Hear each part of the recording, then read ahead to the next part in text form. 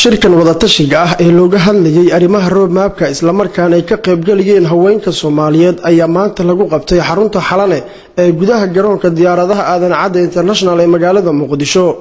shirkan oo ay garwadeen ka ahaa xafiiska qaramada midoobay u qaabilsan dhinaca siyaasadda ee arrimaha Soomaaliya oo ay ka qayb galayeen haweenka Soomaaliyeed ayaa waxa loogu ururinayay haweenka Soomaaliyeed aragtidooda ku aadan arrimaha roadmapka. shirka ayaa dhammaan haweenkii ka qayb galayay waxay aragtiyo kala duwan ka bixiyeen mid kasta siday u aragto arrimaha roadmapka oo xilligan khilaaf baan ka dhaxdheliyay baarlamaanka Soomaaliya. waxaana haweenkii ka qayb galay halkaasi dhammaantood u badnaa aragtidooda in la sugo amniga iyo sidoo kale in la sameeyo guddi musuqmaasuqa ka hortago isla markaana uu hogaaminayo haweenka Soomaaliyeed. shirka uu furay Umar Arab Ibrahim oo ah sargaal ka socday wasaaradda arrimaha dibadda ee xukuumadda ku-meel gaarka ee Soomaaliya ayaa gabagabadiina waxa soo xiray wasiirka gaashaandhigga xukuumadda ku-meel gaarka ahna kusimaha ra'iisul wasaaraha Soomaaliya. shirka ayaa khudbado kala duwan waxa ka jeediyay xildhibaano ka tirsan baarlamaanka Soomaaliya, wasiiro iyo sidoo kale mas'uuliyiin kale. wasiiradda haweenka iyo arrimaha qoyska ee xukuumadda ku-meel gaarka ee Soomaaliya Marwo Maryan Aweys oo halkaasi ka hadashay ayaa waxa ay sheegtay in arrimaha roadmapka ay muhiimadda uu siin doono haweenka Soomaaliyeed isla markaana aragtida haweenku ay tahay mid muhiim ah oo lama ilaabaan noqon doonto.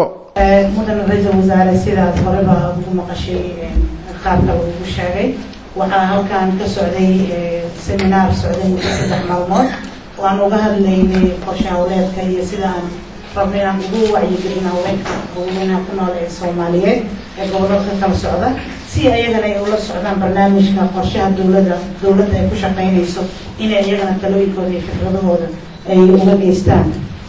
alxamdulillaah rabbil caalamiin inta uu seminaarka uu socday haweenka waxay u kala bixeen kooxo afar oo lagu saleeyay tiirarka uu ku saabsan yahay uu ku kooban yahay qorshe hawleedka ayagoo fikradahooda qaaliga ay ku soo jeediyeen oo ay ugu weynayd dhinaca amniga iyo qaabka haweenka ay diyaarka ugu yihiin inay ka qayb qaataan nabadeynta ama soo celinta sumcaddii Soomaaliya lagu yaqaanay.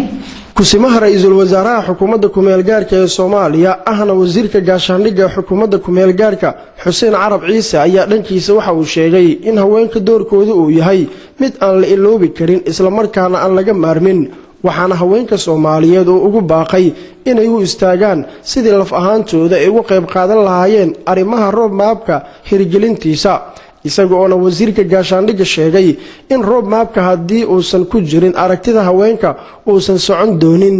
ummadii goosatay inay dumarkeeda ayna ku soo darin xisaabta meel ma gaarayso taa waa la hubaa. waxaan qabaa anigu runtii xataa ragnimaday ku jirtaa in dumarka la ixtiraamo, in dumarka wax la weydiiyo, laga soo qayb geliyo runtii talada mustaqbalka dadka Soomaaliyeed. anigu waxaan qabaa runtii waa la taagan yahay maanta maalin waqtigii baa la taagan yahay. saan ognahay runtii la soo sheegaa wanaagsan marka la eego golaha wasiirada in qof dumar oo kaliya ku jirta anu taa xaq ma arko. hadalku wanaagsan yahay marka la soo yimaado in waxa la doonayo la soo sheekeeyo laakiin runtii ficil baa la doonayaa. marka waxaan qabaa maanta meeshii baa la joogaa in waxaan qabaa inuu dumarka lagu soo daro meel kasta oo laga talinayo mustaqbalka Soomaaliya in dumarna fadhiyaan qayb libaxan ay ka qaataan waa way nagu waajibaysaa. markii la soo xiray shirka isla markaana laga soo baxay hoolka shirka ayaan banaanka hore ee hoolkii shirka uu ka dhacayay aan kula kulanay qaar ka mid ah haweenkii ka qayb galay. gudoomiyaha ururka haweenka qaranka Soomaaliyeed Marwo Caasho Geesdiir ayaan si gaar ah u weydiiyay waxa kulanka ay ka faa'iideen iyo sidoo kale waxa haweenka kaga aadan arrimaha roadmapka oo xilliganba ah in baarlamaankii Soomaaliya khilaaf baan uu soo kala dhax dhigay. roadmapka hadee qaylada iyo dhibaatada ka jirto kala anagana waayo roadmapkii kala dumarka lagu darsan oo dhaqankii go'aankii laga gaaray ayaa la gaaray. waxa soo saxeexan kulliba waxay ahaayeen ra'iisul wasaaraha iyo wasiirka socdo Puntland iyo wasiirka socdo galmudug kaliya ahaayeen saxiixa iyo maxay ahayd mihigo kale go'aan ay isla gaareen kaliya inay tahay ayaa meesha ka muuqatay. laakiin haddana wax way dhacaan oo si ku dhacaanba laakiin waxa aaminsanahay in wax laga bedeli karo qaladaadkaas haweenkana ay qayb ka qaataan. madan wadatashiga ay laga soo qaban qaabiyay xafiiska qaramada midoobay ayaa muddooyinkan waxa uu ahaa kuwo siyaabo kala gooni loogu qabanaya xarunta Xalane ee gudaha magaalada Muqdisho. محمد محمود في معدة Universal TV مقدشو.